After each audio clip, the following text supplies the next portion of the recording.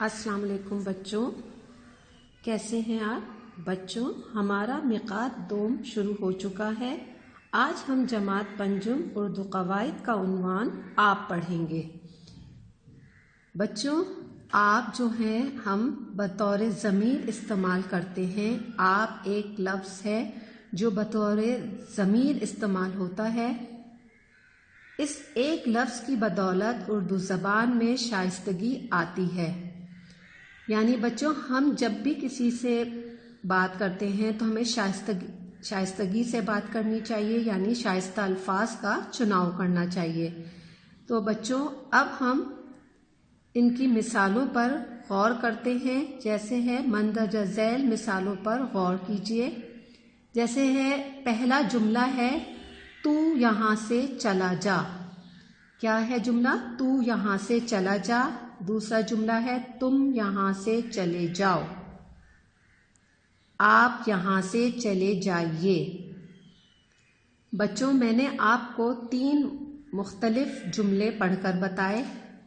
پہلے جملے میں دیکھیں، اس میں شائستگی نہیں استعمال ہو رہی ہے، جملہ بالکل نامناسب ہے۔ تو یہاں سے چلا جا، ہم کسی سے اس طریقے سے بات نہیں کرتے۔ تم یہاں سے چلے جاؤ، یہ بھی نامناسب ہے۔ اب ہم یہاں پر شائستگی یعنی آپ کا چناؤ کریں گے لفظ کا، تو کیا ہے؟ آپ یہاں سے چلے جائیے۔ یعنی ہمیں جب بھی کسی سے بات کرنی چاہیے تو ہمیں شائستگی سے بات کرنی چاہیے۔ اب الف ہے، مشق نمبر الف ہے، درجہ ذیل جملوں میں ضروری تبدیلی کر کے ان کو دوبارہ لکھیں۔ اب جملہ ہے تو مجھے بلانے والا کون ہوتا ہے؟ تو بچوں، ہم اس میں بطور ضمیر کیا استعمال کریں گے؟ آپ۔ اب جملہ ہم کس طرح لکھیں گے؟ آپ مجھے بلانے والے کون ہوتے ہیں؟ ٹھیک ہے، کیا لکھیں گے؟ آپ مجھے بلانے والے کون ہوتے ہیں۔ اب اسی طرح بچوں دوسرا جملہ ہے تیری باتیں سن کر مجھے بہت رنج ہوا۔ تو بچوں، اب اس جملے کو آپ خود لکھیں گے کہ ہمیں ادھر کیا استعمال کرنا ہے کہ جملہ شائستگی سے مکمل ہو، یعنی اس میں شائستہ الفاظ جو استعمال کرتے ہیں وہ ہم اس میں استعمال کریں گے۔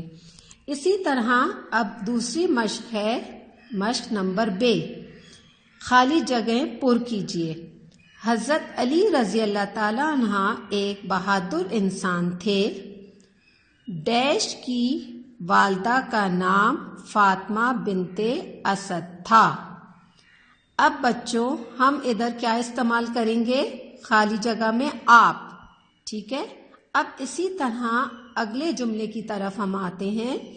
ڈیش حضور صلی اللہ علیہ وآلہ وسلم کے چچا زاد بھائی تھے۔ ڈیش مسلمانوں کے چوتھے خلیفہ بنے۔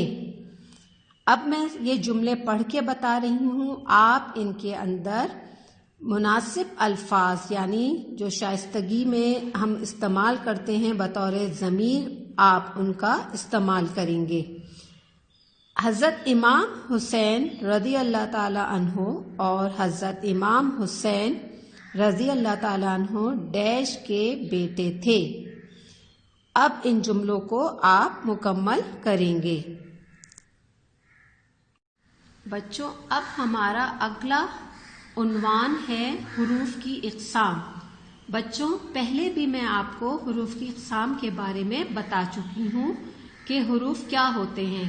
حروف جار وہ الفاظ جو خود کوئی معنی نہ دیں مگر دوسرے لفظوں کے ساتھ مل کر معنی دیں، یعنی اگر ہم لفظوں میں ان کا استعمال نہ کریں تو لفظ مکمل نہیں ہوتے، یعنی بے معنی رہ جاتے ہیں، انہیں وہ حروف جار کہلاتے ہیں۔ جیسے بچوں حروف جار یہ ہیں: پاس، اندر، اوپر، باہر، تک، لیے، آگے، میں، تو وغیرہ۔ مندرجہ ذیل جملوں کی خالی جگہ کو مناسب حروف لگا کر جملے مکمل کریں۔ ٹھیک ہے بچوں، اگلا جملہ ہے آپ ڈیش اپنی صحت ڈیش خیال رکھنا چاہیے۔ بچوں جملہ جو ہے ہمارے خالی جگہ ہے، برابر میں اس کے قوسین میں مختلف حروف دیے ہوئے ہیں، تو آپ اس کے اندر مناسب حروف چن کر خود مکمل کریں گے۔ دوسرا جملہ ہے ماں ڈیش قدموں ڈیش جنت ہے۔ قوسین میں کیا ہے؟ کا کی کے نیچے۔ ٹھیک ہے، اسی طرح ہے تم امتحان پاس کر لو ڈیش جشن منائیں گے، اگر تو۔ اب اگلا ہمارا عنوان ہے حروف استفہام۔ حروف استفہام وہ حروف ہوتے ہیں بچوں جو پوچھنے یا معلوم کرنے کے موقع پر استعمال ہوتے ہیں، یعنی کوئی بھی بات جیسے ہم پوچھتے ہیں کیا، استعمال کرتے ہیں کیوں، کب، کیسے، تو یہ کیا الفاظ ہوتے ہیں؟ حروف استفہام ہوتے ہیں۔ جیسے ہم کہتے ہیں ابھی کون آیا تھا، آپ کب آؤ گے، ان الفاظوں کا جو ہم استعمال کرتے ہیں ان کو حروف استفہام کہتے ہیں۔ مندرجہ ذیل جملوں میں حروف استفہام کے گرد دائرہ بنائیے۔ اب یہ جملے ہیں بچوں، ان جملوں میں ان کے اوپر دائرہ بنانے ہوں گے ہمیں۔ ابھی کون آیا تھا، اب ادھر میں بتاتی ہوں اس کے اندر حروف استفہام کون سا ہے، یعنی کون جو ہے حرف استفہام ہے۔ اگلے جملے آپ خود کریں گے، صرف میں ان جملوں کو پڑھوں گی۔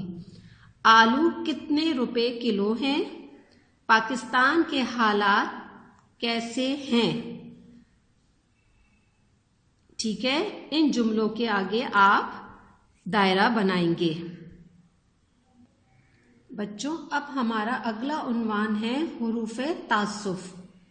وہ حروف جو افسوس، دکھ یا پچھتاوے کے موقع پر استعمال ہوتے ہوں، یعنی جیسے ہمارے اچانک کوئی چوٹ لگ جائے تو ہم کہتے ہیں نا اف ہائے، تو یہ کیا ہیں؟ حروف تعسف، یعنی ہمیں حروف تعسف کا استعمال کرتے ہیں۔ یہ کیا ہوتے ہیں؟ حروف تعسف، یعنی کون سے ہیں؟ افسوس، جیسے ہیں افسوس، اف، کاش، ہائے ہائے، آہ وغیرہ۔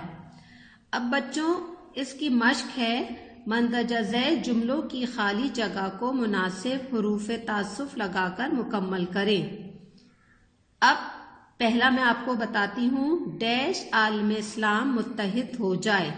اب قوسین میں کیا ہے؟ اگر اور کاش، تو ہم ادھر حروف تعسف کیا لگائیں گے؟ کاش، کاش عالم اسلام متحد ہو جائے۔ اب اسی طرح دوسرا جملہ ہے ڈیش تم نے وقت کی قدر نہ کی، افسوس، کاش۔ اب تیسرا جملہ ہے ڈیش ہاتھی کا بچہ مر گیا، اگر، اف۔ ٹھیک ہے بچوں، اب اس مشق کو آپ بک میں مکمل کریں گے، تاریخ ڈالیں گے اور اس کی بار بار مشق کریں گے۔ السلام علیکم بچوں، آج ہمارا عنوان ہے مفرد اور مرکب جملے۔ بچوں پچھلی جماعت میں بھی ہم مفرد اور مرکب جملے پڑھ چکے ہیں۔ مفرد جملہ کیا ہوتا ہے بچوں؟ وہ جملہ جس میں صرف ایک فعل استعمال ہو وہ مفرد جملہ کہلاتا ہے، یعنی ایک فعل استعمال ہوتا ہے وہ کیا ہوتا ہے؟ مفرد جملہ کہلاتا ہے، یعنی اکیلا ایک جملہ جو ہوتا ہے وہ مفرد ہوتا ہے۔ جیسے عمر کو ابو نے گھڑی دلوائی، یہ کیا ہے؟ مفرد جملہ ایک ہے۔ اس کے اندر جب ہم دوسرا فعل استعمال کریں گے، حرف استعمال کریں گے، یعنی دوسرے جملے کو ملانے کے لیے جب ہم اس میں حرف کے ذریعے دوسرا جملہ استعمال کریں گے تو وہ کیا ہو جائے گا؟ مفرد جملہ، یعنی وہ کیا ہو جائے گا؟ مفرد جملہ۔ مفرد جملہ کیا ہے؟ مفرد جملہ وہ جملہ جو دو سے زیادہ مفرد جملوں کو کسی حرف کے ذریعے ملا کر بنایا جائے، جیسے سورج صبح نکلتا ہے اور شام کو غروب ہوتا ہے۔ دیکھیں پہلا جملہ کیا ہے؟ سورج صبح نکلتا ہے اور شام کو غروب ہوتا ہے۔ تو اور لگا کر ہم نے دوسرا مفرد جملہ بنا کر اس میں مرکب بنا دیا، تو کیا ہو گیا؟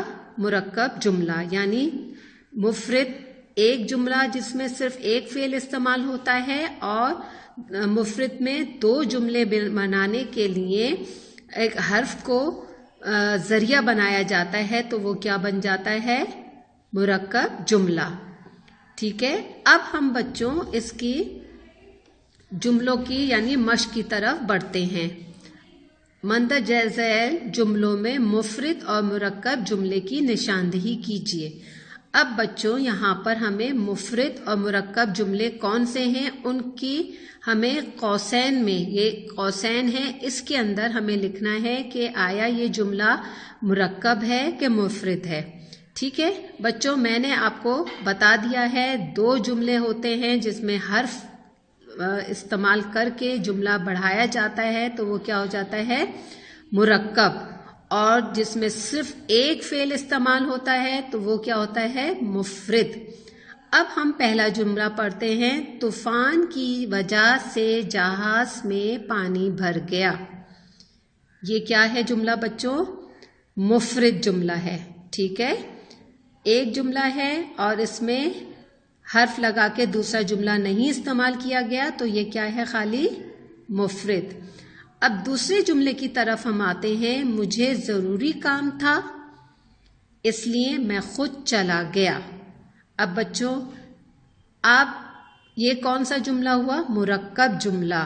ٹھیک ہے، اسی طرح میں سارے جملے پڑھتی ہوں، آپ ان کو سمجھ کر ان کے آگے قوسین میں لکھیں گے کہ یہ مفرد جملہ ہے کہ مرکب۔ آج جماعت میں بہت شور ہو رہا تھا۔ علی ہر وقت کتابیں پڑھتا رہتا ہے۔ دل لگا کر پڑھو ورنہ کہیں پچھتانا نہ پڑے۔ نادر نے رات کا کھانا کھایا اور سو گیا۔ ان جملوں کے آگے آپ یہ لکھیں گے کہ مفرد جملے ہیں کہ مرکب۔ اب جملوں میں مناسب حرف لکھ کر مرکب جملے مکمل کیجیے۔ اب بچوں ہم یہ جملے ان میں استعمال کریں گے کہ یہ حرف لگا کر ان جملوں کو مرکب بنائیں گے۔ ٹھیک ہے، احسن نے کتاب اٹھائی، آگے کیا ہے؟ ڈیش پڑھنے بیٹھ گیا، تو ہم کیا لگائیں گے ادھر مرکب بنانے کے لیے؟ احسن نے کتاب اٹھائی اور پڑھنے بیٹھ گیا۔ اب اسی طرح آگے کے جملے میں پڑھ رہی ہوں، آپ خود ان کو مکمل کریں گے۔ میرے پیر میں سخت تکلیف ہو رہی ہے، ڈیش چل نہیں سکتا۔ کسان ہل چرا رہے تھے، ڈیش گانے بھی گا رہے تھے۔ چیل نے جھپٹا مارا، ڈیش کلیجی لے اڑی۔ بادشاہ کو رحم آ گیا، ڈیش اس نے قیدی کو معاف کر دیا۔ میں ایک اچھا بچہ بننا چاہتا ہوں، ڈیش کوشش نہیں کرتا۔ یہ بچوں آپ اس طرح اس مشق کو مکمل کریں گے۔